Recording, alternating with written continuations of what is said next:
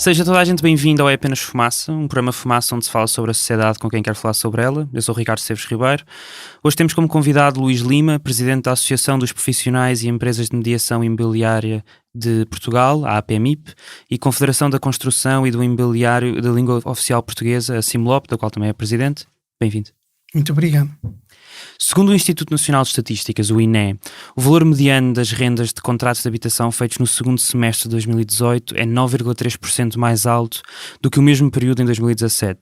O INE mostra também que as rendas aumentaram em todas as freguesias da cidade de Lisboa no último semestre de 2018. Por exemplo, a freguesia de Santo António teve um maior aumento, 27% face ao ano anterior. Dados de 2018 do Índice de Rendas Residenciais, feitos pela Confidencial Imobiliário, que faz estudos sobre o mercado imobiliário português, revelam que as rendas na cidade de Lisboa têm crescido desde 2014 e que os preços estavam, em 2018, 38% mais altos em relação a 2010, que é quando eles iniciaram este índice. O preço das casas, e eu aqui já estou a falar de compra e venda, tem aumentado pelo menos desde 2015. Segundo o Banco Nacional de Arrendamento, em 2016 foram despejadas mais de 5 famílias por dia no país. Por outro lado, segundo o INE, o número de vendas de habitação tem vindo a crescer desde 2014. Em 2018 venderam-se mais de 170 mil casas, mais 16,6% que no ano anterior. Pode dizer-se que a crise na habitação para uns é a oportunidade de fazer dinheiro para outros? Posso dizer é que está um problema, não é tudo, nem tudo que reluz é ouro. Aquilo que poderíamos pensar, e quando as pessoas chegam à minha beira e eu sou visto como uma pessoa, como um homem de imobiliário me bata nas costas a dizer isto está muito bom, e eu fico irritado com essa questão, porque não é bem assim as coisas. Sem dúvida, nós passamos, principalmente no tempo do governo anterior, da legislatura anterior, de uma situação muito difícil. O setor da construção e do imobiliário era o maior fornecedor de pessoas para o desemprego. Tivemos quase metade de todo o desemprego nacional era neste setor. Portanto, passámos uma fase muito difícil. Quase 90% dos promotores desapareceram. Os mediadores são geralmente empresas pequeninas. São normalmente o barómetro do setor. Quando está bom, crescem que nem cogumelos. Quando o setor está mal, também desaparece. Que nem cogumelos. Mas nós passámos uma situação muito difícil. A partir do início dos anos 2000, na realidade. Sim, a partir da crise, da chamada bolha que chamaram, que houve a nível internacional, 2008. Portanto, apanhou a fase do governo do célebre primeiro-ministro José Sócrates, a fase final, para o governo do Dr. Passos Coelho, um governo intervencionado pela Troika, que foi 4 anos muito, muito, muito difíceis, e começámos a recuperar, até demasiado cedo para aquilo que seria a minha expectativa. Eu fui uma das pessoas que ao longo dos anos, em 2008, 2009, sempre disse que não havia qualquer razão para uma bolha imobiliária e praticamente no país falei sozinho. Depois vieram-me a dar razão. Uma situação, a APMIP monitoriza as transações. Portanto, eu sabia que mesmo com as transações tão difíceis como estavam, controlando o stock, não havia razão para haver uma bolha. Mas isso... Isso em que ano é que está a falar? Isso em 2008, 2009, 2010, eu não sei o que. Mas não adiantou, porque o emocional das pessoas fez com que muitas pessoas vendessem as casas a qualquer preço e os bancos se libertassem desses ativos a qualquer preço. E passámos para uma situação completamente diferente. Acabou a legislatura do governo anterior, deixou de haver a intervenção da Troika e começou a haver, e aí foi a cereja no topo do bolo, foi um investimento em estrangeiro, e eu fui, na verdade, uma das pessoas que sempre acreditou nisso. Foi uma das pessoas que começou a ir lá fora a procurar trazer investimento estrangeiro, porque não havia o mercado só por aí, cá em Portugal não tínhamos nenhuma hipótese, e também houve outra questão que ajudou, que foi a incerteza do setor financeiro. As pessoas começaram a considerar que era mais seguro investir em imobiliário que ter dinheiro no banco. E, portanto, acabou por nos ajudar. Mas criou algumas complicações porque não houve renovação de estoque no chamado mercado médio e baixo, e hoje em dia estamos numa situação extremamente complicada. Eu já nem falo de arrendamento, que o arrendamento ainda é muito pior que no caso da compra e venda, que um jovem ou uma pessoa da classe média hoje em dia é praticamente impossível arranjar uma casa dentro das suas possibilidades e pode levar a situações muito complicadas, até de algum populismo de exagero, do que começamos a disparar para todo lado e pode-nos cair até em cima de nós mesmos. Mas o aumento das rendas e a gentrificação que está em curso, principalmente nos centros urbanos, É consequência direta da ação dos senhorios, das imobiliárias ou é de ambos? Olha, uma coisa pode ter a certeza, já fui acusado pelos proprietários de sermos os culpados da especulação. Isso é uma coisa que eu não admito, que nós ganhamos 5%, os 95% não somos nós. Portanto, isso é fácil de ver quem é a culpa. Isso é uma tontaria. Eu acho que os culpados, acima de tudo, somos todos. Todos, porque é assim, nós passamos de uma fase em que as pessoas tiveram muita dificuldade, não ganharam coragem para investir. O Estado, no governo anterior, na liberalização das rendas, como sabe, eu tive essa posição pública, eu fui uma das pessoas que fui ouvido desde o primeiro dia. Na altura, a ministra era Assunção Cristas, fui uma das pessoas que, por acaso, tive o privilégio de ser ouvido logo desde o princípio. Que era a ministra da Agricultura, do Mar, e do Ordenamento do Território, que tinha o pelouro desta área. Na altura, no preâmbulo da lei, da lei que foi aprovada, chamada Lei da Liberalização das Rendas, dizia que dinamização do mercado de arrendamento, mas aquilo eu até vou ler o preâmbulo só para as pessoas também saberem que tenho aqui. A presente proposta de lei inscreve-se num amplo e profundo conjunto de reformas centrado na aposta clara do 19º Governo Constitucional, na dinamização do mercado de arrendamento, na redução do endividamento das famílias e do desemprego, na promoção da mobilidade das pessoas, na requalificação e revitalização das cidades e na dinamização das atividades económicas associadas ao setor da construção. Mas não foi o que aconteceu. O que aconteceu foi uma guerra entre proprietários e inquilinos a legislatura toda. Tudo não passava daí, tendo uns razão e outros não. Eu sou presidente da Comissão de Monitorização do Mercado de Arrendamento, é onde tenho os proprietários, é mais um cargo, há um bocado brincávamos, mas é mais um, é onde eu tenho os proprietários e inquilinos, estou habituado a conviver com os dois. E passámos uma fase que era uma discussão, todos os programas de televisão, pós e quando tudo era uma guerra entre proprietários e inquilinos. E acha que foi o governo que criou essa guerra entre proprietários e inquilinos? Porque apostámos muito na questão da liberalização das rendas. E eu até aceito que tenha uma questão de justiça para o lado dos proprietários, mas que se criou um problema muito maior. Porque eu achava, infelizmente, não é pacífico aquilo que eu vou dizer, mas acho que não havia necessidade disso, porque a lei da vida resolvia esse problema em 10 anos. E se calhar não tínhamos tido. Queria dizer que as pessoas, que a maior parte, faixa etária das pessoas, a duração de vida previa-se que o pai 80% em 10 anos. Portanto, era um problema que a lei da vida resolvia. Isto porque as rendas estavam congeladas, muitas delas desde o Estado Novo. Estavam, mas também é verdade que isso estamos a falar de 12 ou 13% do mercado, que foi isso que foi mexido, mas criou uma ideia um bocado demasiado para um lado a favor dos proprietários, que depois, quando mudou a legislatura, tornou-se o inverso.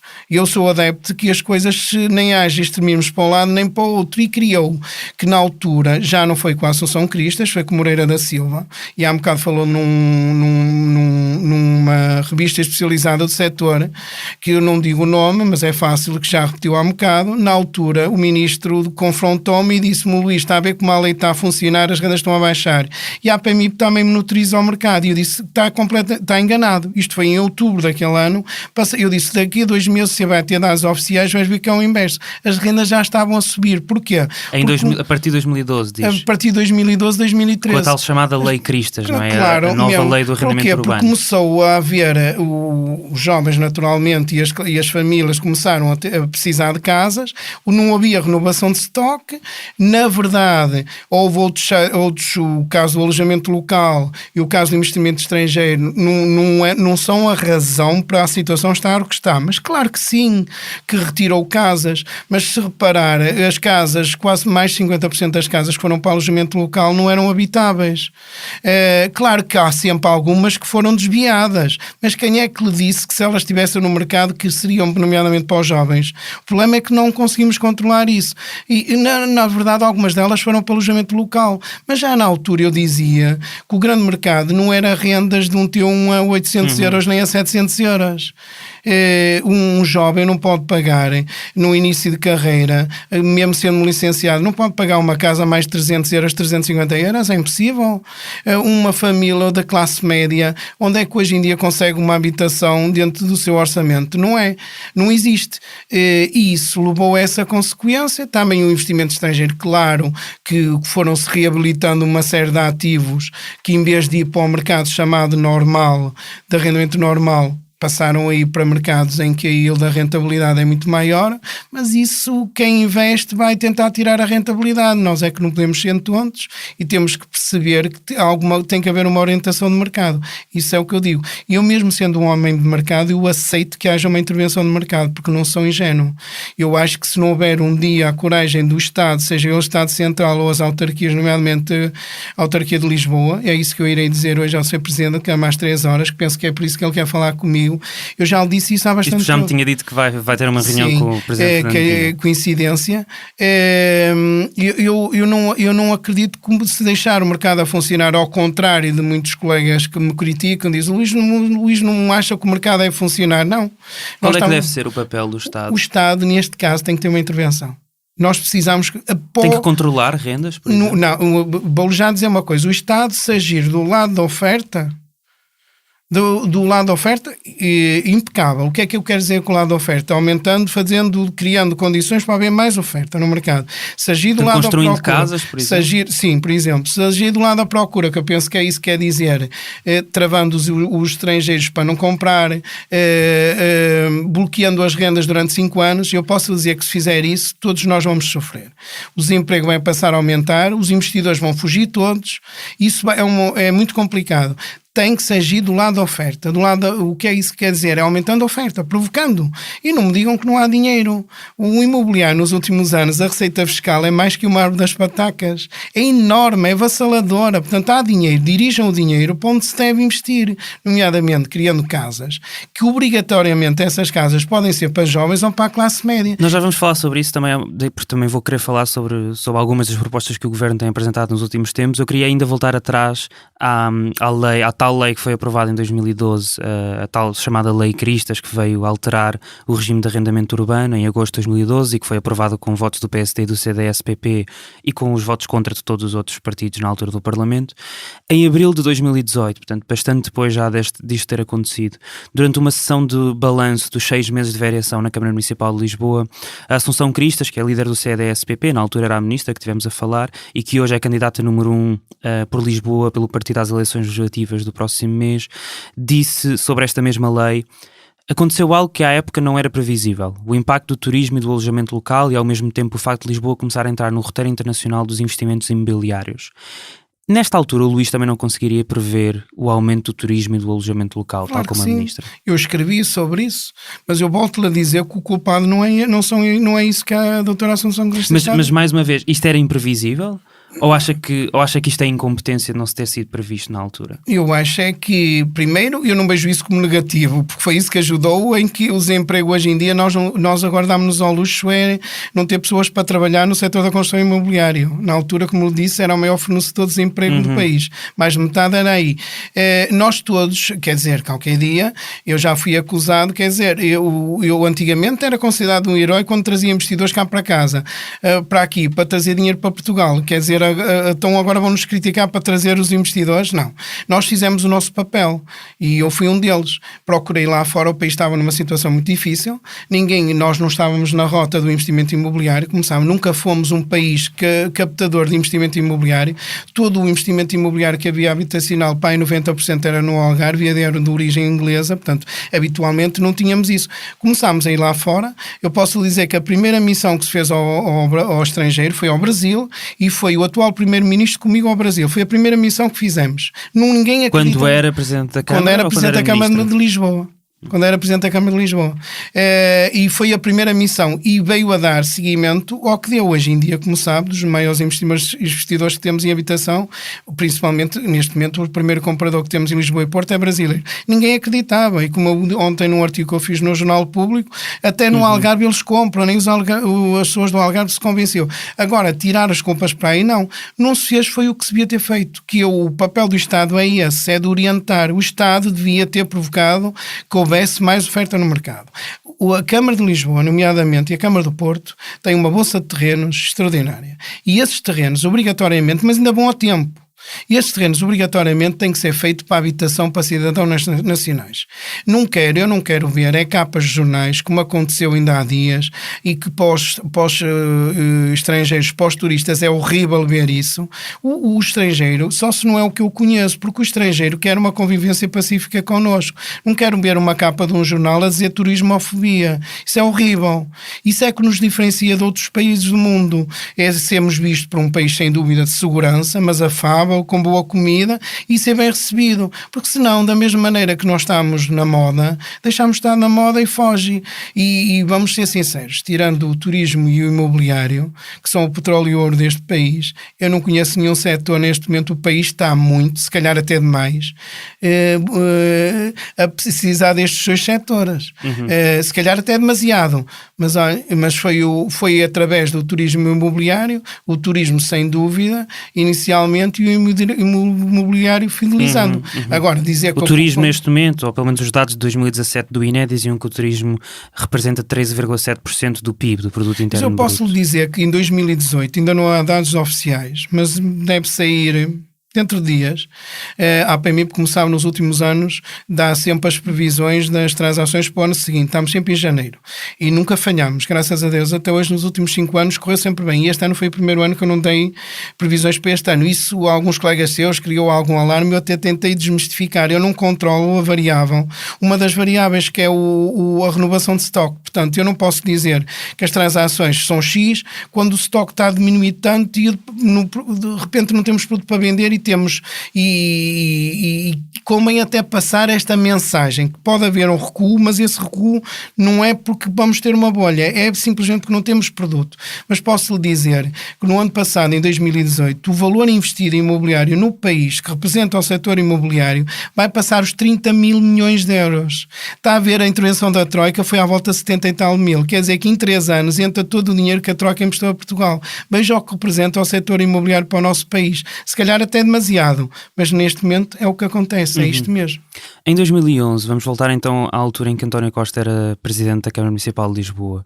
A Câmara, liderada por atual Primeiro-Ministro, fez aprovar o PVP, que era o Programa de Valorização do Património Habitacional Municipal. Este programa listava 16.939 casas, na altura em que foi aprovado, da Câmara, ou seja, mais de metade do número total de fogos detidos pela autarquia, prontas para serem alienadas, portanto prontas a serem vendidas a privados. Isto foi uma boa maneira de resolver este problema. Temos que se situar na altura. Eu fui uma das entidades que a Câmara sempre colaborou com a Câmara até trazer investidores para cá. Na altura a Câmara estava muito endividada. Portanto, a Câmara estava com uma situação muito difícil. E o António Costa, na altura Presidente da Câmara de Lisboa, tinha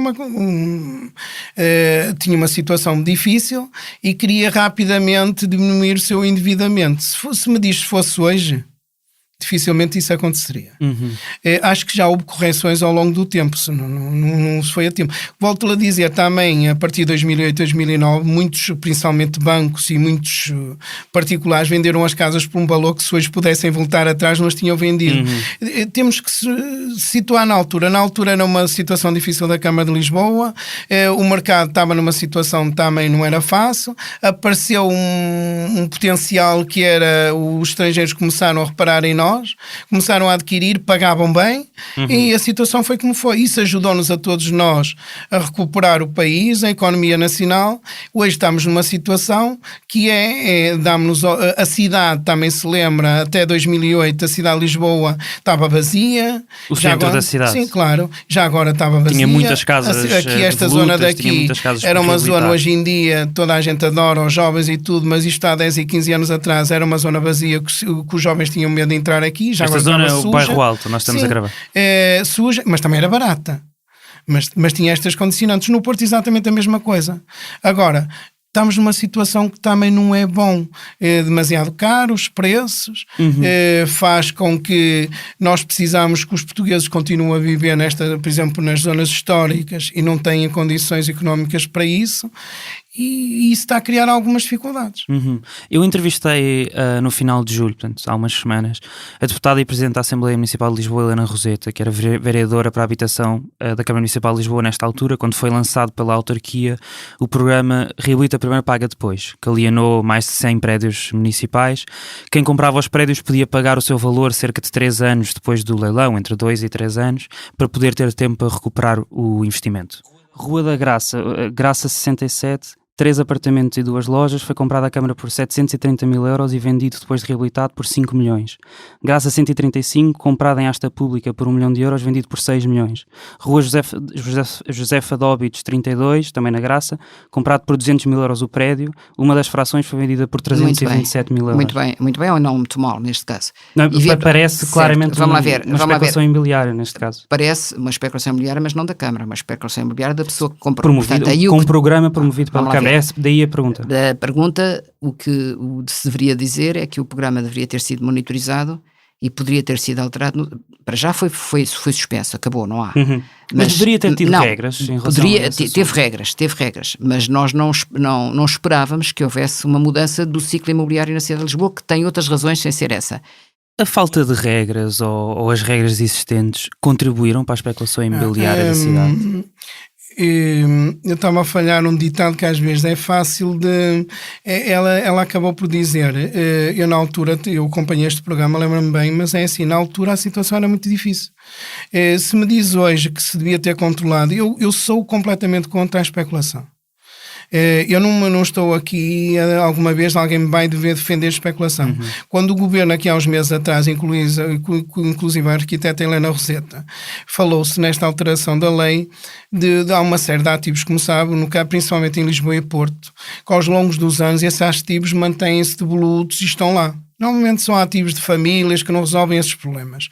Quando na altura isso foi colocado cá fora, o Jornal Expresso nesse dia ligou-me e calhou de me fazer uma pergunta se eu concordava com isso. E fez um grande destaque nesse fim de semana a dizer Luís Lima é a favor de uma intervenção do Estado, não sei o quê. Isso fez até muita gente no meu meio, até familiar, acharem que eu que agora tinha virado um perigoso extremista de esquerda. Não, eu não posso estar a favor de algumas famílias que ao longo dos anos não resolvem os seus problemas e têm que os resolver com uma situação difícil que está.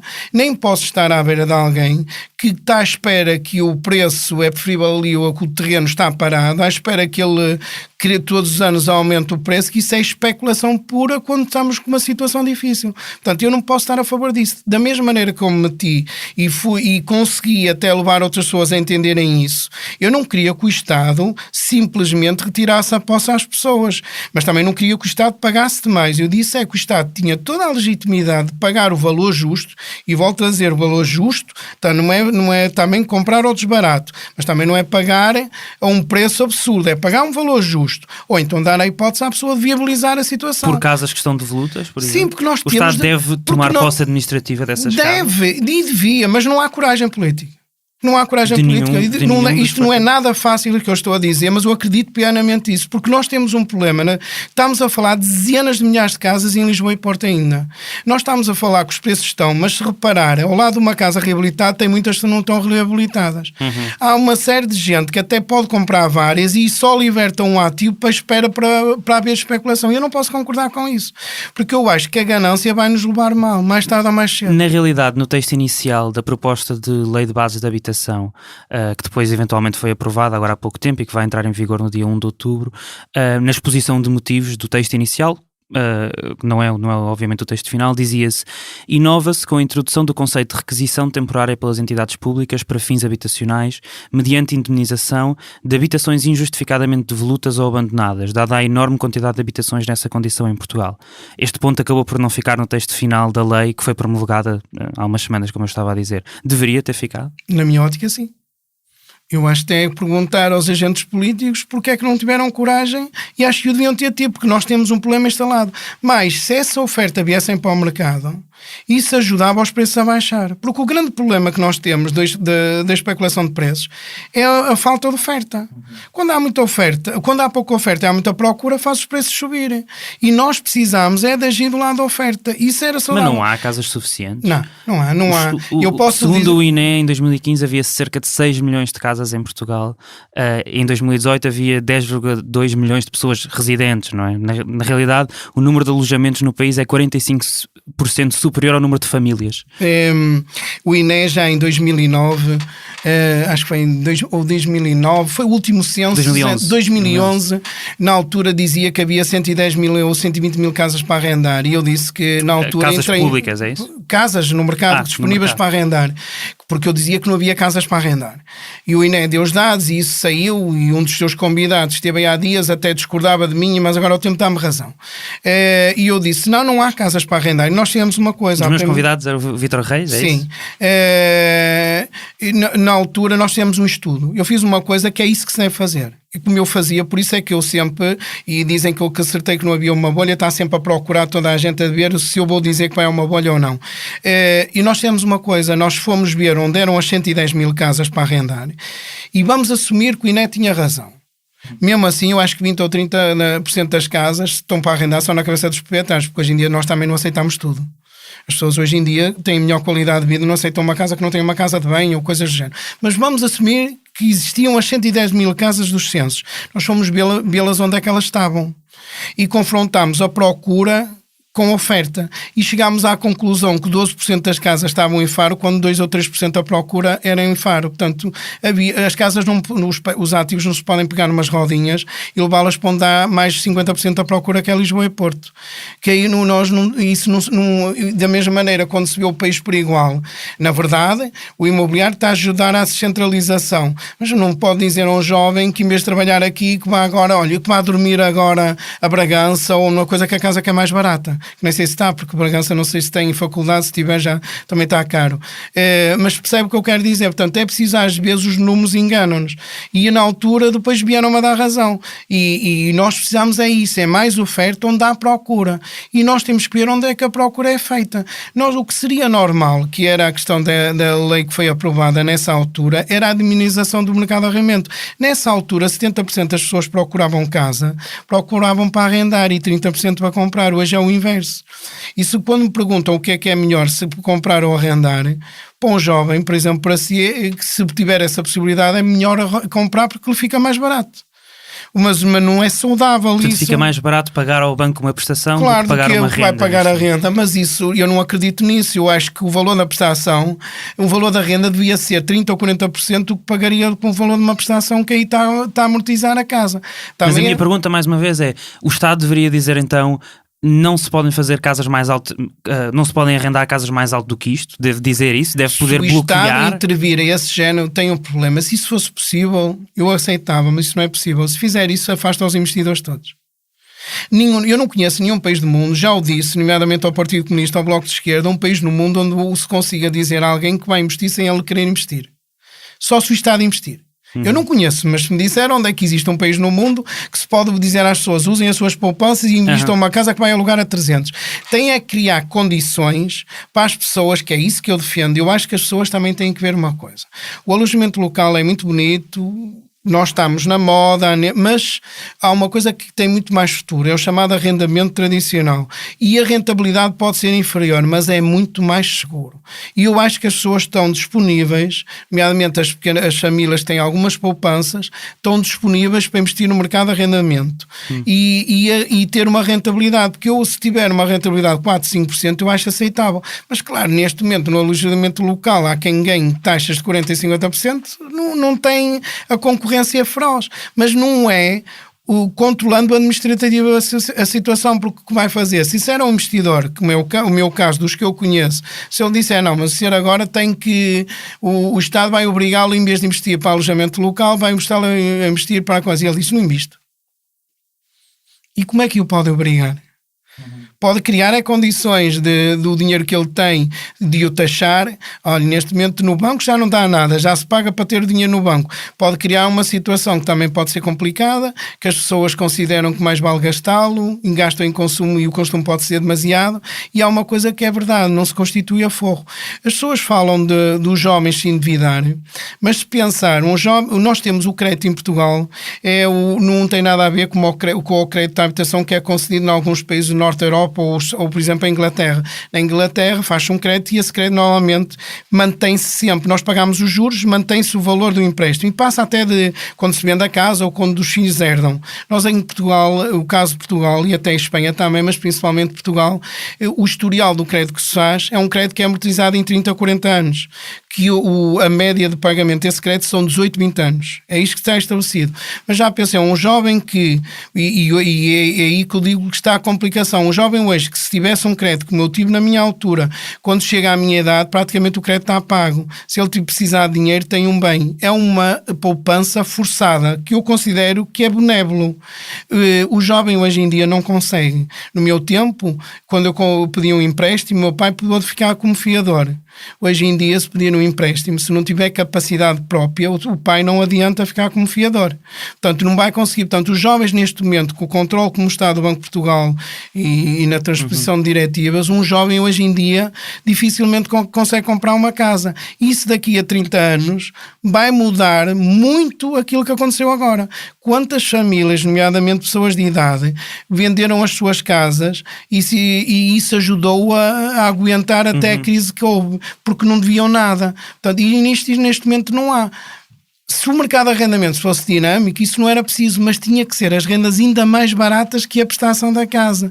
E o que acontece neste momento é que é mais caro arrendar que comprar. Conforme a Helena Roseta diz isso, e faz questão, porque é minha amiga, de me dizer, como o Luís Lima diz, é que neste momento nem se consegue arrendar, nem se consegue comprar. É o momento do nem uma coisa nem outra. Em maio de 2018, o atual governo lançou um pacote de medidas que deu o nome de Nova Geração de Políticas da Habitação, coordenadas pela Secretaria de Estado da Habitação, que foi criada em julho de 2017, mais ou menos a meio do mandato, e que é liderada pela Secretária de Estado Ana Pinho. O objetivo, ou um dos objetivos do governo para os próximos 8 anos, tendo em conta este programa, era criar 170 mil casas com apoio público. É assim que se resolve o problema? Pode ajudar. Já agora, eu conhecia a atual Secretária de Estado da Habitação. Já é bom termos uma Secretária de Estado da Habitação, pelo menos é um sinal positivo. Parece que não tem tínhamos no início do Ministério. Há muitos anos, eu sempre defendi isso. E agora até temos mais. Há cerca de 3 ou 4 meses temos um Ministro da Habitação. Pode não ser talvez aquele que se dedica mais, mas já é positivo existir. No fundo, enfrentar que existe uma questão que é preciso tomar medidas com mais força. Eu conheci a atual Secretária de Estado, a doutora Ana Pinho, numa comissão criada na Assembleia da República para estudar a Lei de Base da Habitação, chefiada pela doutora Helena Roseta. Fui uma das pessoas que fazia parte dessa comissão. E foi lá até que eu conheci, por isso bem a minha ligação à atual Secretária de Estado. Portanto, eu sei que ela tem tentado, eu tenho posto ao lado do governo, tenho sido uma das pessoas que tem apoiado. Eu estou sempre do lado da solução. Não tenho corpo. Mas é esta a solução? A solução é o mais oferta.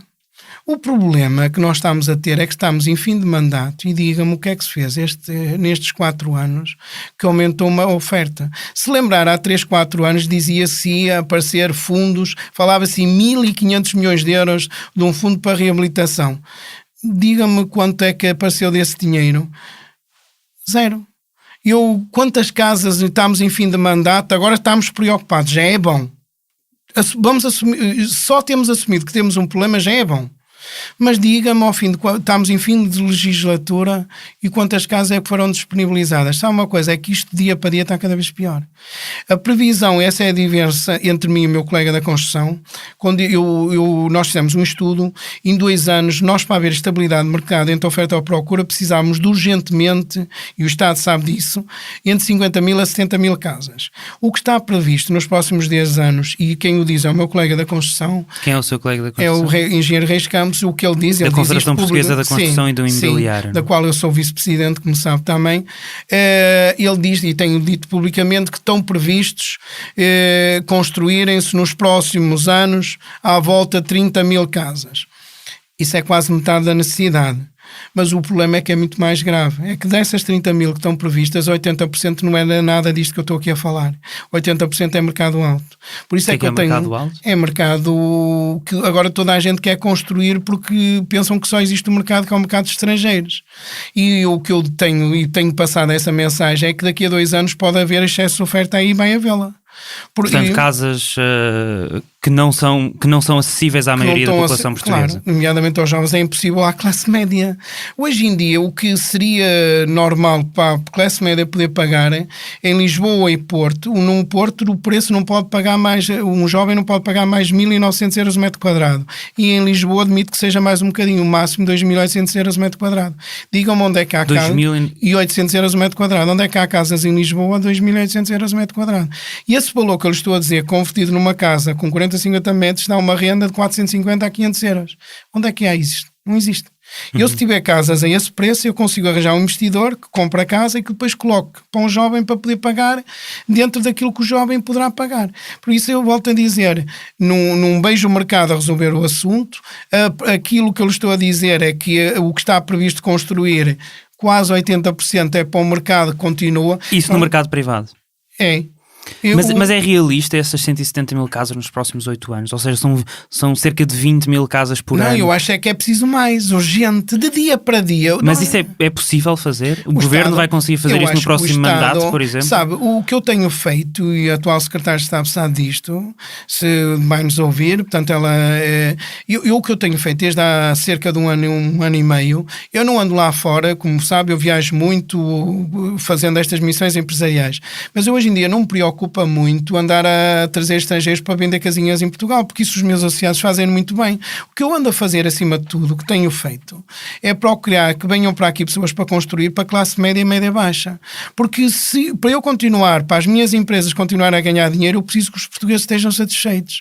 Porque senão vai haver populismo contra esta questão. Portanto, o que eu tenho feito, fui a países como a Turquia e o Brasil, países que têm uma dimensão que conseguem construir com escala, tentando que venham para cá, que já que a construção portuguesa, e isto é uma coisa que o meu colega não gosta que eu digo, mas eu não vejo os construtores portugueses a construírem para a classe média e média baixa. E eu já digo isto que é preciso há mais de um ano. Agora toda a gente diz, mas eu já digo isto há 1 ano e meio. Eu tomei posse há 3 anos, vou ter eleições, e o meu discurso, a tomada de posse na Câmara de Lisboa, foi na atual Câmara de Lisboa, no meu discurso, foi que dizia que nós precisávamos urgente de, na altura, 50 mil casas. E novas, e começaram a dizer que eu defendia betão. Portanto, o tempo aí me dá razão. Nós precisávamos mais oferta, porque o mercado, havendo uma intervenção de mais oferta, vem moralizar o mercado, vem fazendo que a própria especulação diminui. Neste momento, as pessoas para já só constroem o que querem, onde tiram mais rentabilidade. O que eu alego, ou antes, o que eu informo é que as pessoas que estão a investir nesse mercado, isso não vai durar para sempre. Os preços não vão subir até ao céu. Mas acredita que o mercado vai mudar apenas porque as pessoas acham que não vai ser para sempre? Não, eu acho é que nós não Ou só quando chegarmos a uma próxima crise é que vai mudar? Não, vamos ter uma coisa. As pessoas, nós não aprendemos nada por aquilo que passamos. Eu acho que aprendi. Eu estou sempre a dizer isto. Ainda agora disse numa reunião no Algarve, estavam 5 presidentes de Câmara e várias pessoas, acho que não aprendemos nada. Eu vejo a cometer erros no país, exatamente os mesmos erros que a seguir a 2008 todos nós percebemos que fizemos mal. Eu vejo a construir outra vez habitação, sempre dirigido para uma classe mais alta, quando a procura nos próximos 10 anos for para jovem ou para classe média é enorme, e a classe média, imagina uma coisa, a nossa moda de nós estamos, toda a gente acha-nos, hoje em dia é verdade para nós, é uma coisa que nos satisfaz o ego. Hoje em dia toda a gente sabe onde é Portugal. Isto há 10 anos atrás, Portugal era uma província de Espanha. Era assim. Quantas vezes me irritava que as pessoas nem sabiam onde é Portugal. Agora, mesmo sendo pequenino, toda a gente sabe onde nós estamos. E nós somos vistos como um país, principalmente foi a questão da segurança, como sabe. Foi a segurança que nos trouxe aqueles chamados investidores ou aquele grande volume de compradores franceses. Os países do Magreb teve aquela situação difícil e os franceses descobriram Portugal e gostaram e passaram de ter o número que têm hoje em dia. Mas à medida que esses países vão entrando numa normalidade, esses países fazem-nos concorrência e têm preços mais baratos. E este ano, eu todos os anos passo cerca de um mês e tal no Algarve. Eu normalmente mudo para lá, sou do Porto. E percebi-me de vários problemas neste momento no Algarve, que não é só no Algarve, também em Lisboa e Porto. O problema não é só no imobiliário, o problema é a especulação de preços no imobiliário, a especulação de preços na restauração e não só. E isto não é sustentável. Nós agora não podem pensar que nós agora somos os maiores do mundo, porque não somos. Mas a minha pergunta é porque é que o mercado iria mudar, ou se nós vamos ter que esperar por mais uma crise como a de 2008, do imobiliário e da construção também, para que as pessoas deixem, ou para que o mercado deixe de construir as tais casas que diz que não são para a classe média e para os jovens. Não, o problema... Como é que isso muda? Se não for... tem que ser legislado e tem que ser obrigado a que parte essa das maneira casas corrige, seja. mas essa era a que eu não queria. Até porque eu sou daqueles que acho que aprendi, mas ainda preciso mais uns tempos para recuperar da doença que nós tivemos. Portanto, se só atingissem quem comete os erros, que assuma a responsabilidade, mas todos nós vamos apanhar por tabela. Portanto, essa corrige. Na verdade, quando vier a crise vamos aprender. Já foi no passado, corrigiu e vai corrigir, mas infelizmente com grande dor. Mas até lá a crise da habitação vai continuar. Pois, não? Mas o problema é que eu preferia que não viesse essa crise, pensei o que difícil que já passei por isso. Eu preferia que não cometêssemos erros. E claro, eu sei que quando passo esta mensagem, eu sei que não atinge, algumas pessoas atinge, mas a ganância passa acima. Nós portugueses temos uma coisa, se calhar não é só os portugueses, mas eu costumo dizer sobre isso. Nós portugueses temos uma coisa que é, e temos mesmo isto, quando não estamos bem não queremos que ninguém esteja bem.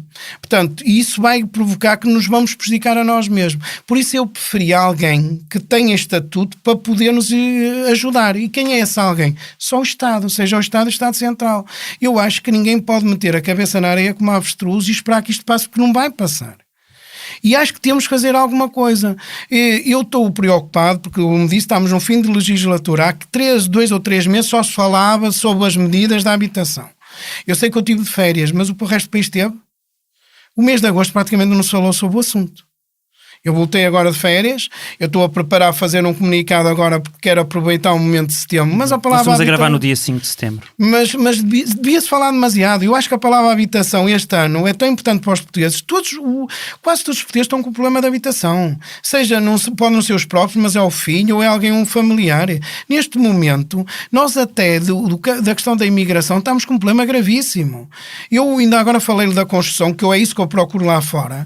Eu tive uma reunião a semana passada com o maior construtor de São Paulo, que para tentar fazer a ponte com o atual secretário de Estado de Portugal, para ver se consigo que venha um construtor que venha que lá está, que constrói com dimensão e eles estão habituados a construir com controle de custos e com, falta-me a palavra, com escala, mas eu também já o avisei. Abstenho-me de dizer o nome, mas disse, olha, tens de ter uma coisa que tu tens que me dizer como é que vais resolver, é o problema do preço da mão de obra.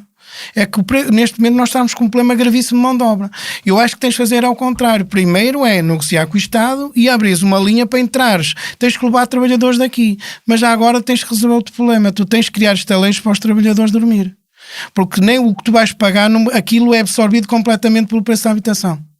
E tem que se fazer estas pontes todas, e isto tem que toda a gente tem que trabalhar em parceria, o Estado com o setor privado, e nós temos que estamos do setor privado, temos que ver isto, que isto vai-nos ajudar a manter o Portugal manter-se na moda, se calhar não tanto como agora, tomara eu que isto continue a crescer, mas temos que ver que não vamos crescer sempre, mas na verdade Portugal consegue estar na rota do investidor imobiliário, como eu disse, que não era normal e que gosta. Portugal tem uma situação geográfica fantástica. O nosso país, aquilo que fizemos de exagero de autoestradas, hoje em dia está-nos a ajudar imenso. Nem imagina como, e nomeadamente no outro dia, numa conferência, já agora uma coisa engraçada, numa conferência aqui em Lisboa, promovida por um canal de televisão, um dos 4 canais, fizeram-me uma pergunta na assistência, perguntaram-me se um cidadão brasileiro onde é que podia comprar uma casa em Portugal que tivesse a 1 hora e meia do aeroporto. E eu até respondi rápido, que eu disse no país todo, Vila Real, Santo António até Valença. Todos os sítios de Portugal estão a 1 hora e meia de um aeroporto. E de São Paulo eu demoro às vezes 2 ou 3 horas para chegar ao aeroporto. Portanto, o nosso país tem condições únicas. Mas volto a dizer, também não somos os melhores do mundo. Nós temos de ter um preço das coisas. O preço da habitação tem que ter um preço razoável, o preço da restauração tem que ter um preço razoável, porque é por aí que nós somos concorrenciais. Porque senão estão a aparecer outra vez países como o norte da Europa, como os nossos vizinhos de Espanha, que são muito concorrências, conseguem vender em escala e dão preços muito mais baratos, e por muito que gostem de Portugal, as pessoas depende da dimensão da bolsa das pessoas. Um dos programas que faz parte da nova geração de políticas de habitação é o programa Arrendamento Acessível, que tem como objetivo criar uma bolsa de casas a preços acessíveis, dando benefícios fiscais a senhorios que arrendem casas a preços 20% mais baixos do que a mediana do mercado. Em junho, quando o programa foi aprovado, o Diário de Notícias e a agência Lusa falaram com o presidente da Associação de Inquilinos Lisbonenses, o Romão Lavadinho, que disse que o programa, e estou a citar, não vai resolver nem dinamizar o mercado de arrendamento porque os valores das rendas vão ser muito elevados, ou seja, 20% da mediana do valor atual dá valores muito elevados. Portanto, a maior parte das famílias não tem condições para pagar esses valores. O DN e a Lusa falaram também com o presidente da Associação Lisbonense de Proprietários, Luís Menezes Leitão, que disse, estou a citar novamente, o que se verificou é que o governo, ao tentar estabelecer restrições absurdas no âmbito do arrendamento, desmotivou os proprietários a arrendar. Segundo a secretária de Estado da Habitação, Ana Pinho, nos primeiros 2 meses do programa, portanto julho e agosto, apenas 20 novos contratos foram assinados. Esta semana, no dia 2, portanto há 2 dias, havia 2.000 candidaturas para 89 alojamentos inscritos no programa. Foi um falhanço? Não, primeiro, deixe corrigir, o doutor Ramon Lavadinha faz parte da CAMAL, da Comissão de Monitorização. Quando ele prestou essas declarações, eu falei com ele e ele a seguir corrigiu. Ele depois a seguir também disse que podia não ser a solução, mas mal não fazia. O que eu critico é os proprietários, porque se alguém é interessado nisso, é os proprietários. Portanto, critica o Luís Menezes. Sim, criticar eu aí acho absurdo. Porque se alguém é interessado, é os proprietários. É assim, não vai resolver Ele diz que acha que os benefícios fiscais não são suficientes. Isso vai achar, mas alguma coisa como os proprietários recebem é sempre positivo. Eu, se fosse proprietário, sim, eu considerava. Eu, se fosse presidente dos proprietários, era assim que eu pensava. Mas isso, a decisão é dele, mas eu critico isso. Eu, como proprietário, não me sinto representado nesse tipo de... Pode não ser o que eu quero, mas desde que seja alguma coisa a meu favor, se é a favor dos proprietários. Os inquilinos, eu ainda compreendo a posição dos inquilinos, os proprietários é que não. E os inquilinos... Porque compreende que as rendas são mais altas do que aquilo que deveriam ser. Não é isso que vai ser a solução para resolver o problema. Por isso é que eu pedi ao Dr. Romão Lavadinho para corrigir que também mal também não faz. Agora, não é isso que vai resolver o problema, até porque é assim, isso pode ajudar nos chamados jovens ou classe média que tenham rendimentos mais elevados um bocado, porque sem esse apoio nem lá chegariam. Isso foi trabalhado em conjunto comigo. Sem esse apoio, ainda bem que a Ana Pinho percebeu isso, a doutora Ana Pinho, pelo menos ajuda, tanto é a procura. Se há alguma coisa que vem dizer que eu tenho razão, é a procura, não há oferta suficiente para a procura.